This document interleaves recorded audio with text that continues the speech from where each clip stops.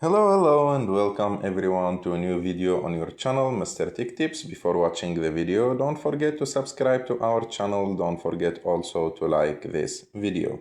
In today's video, I will show you how to turn on vibration on Redmi A5. So to turn on vibration, you should go to settings and after that scroll down until you find sound and vibration.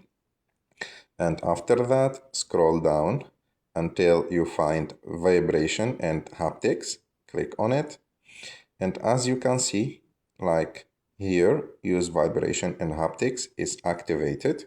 So like that, the vibration is activated.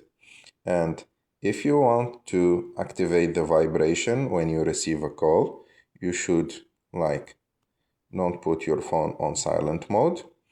And after that, we go back to haptics and vibration and haptics.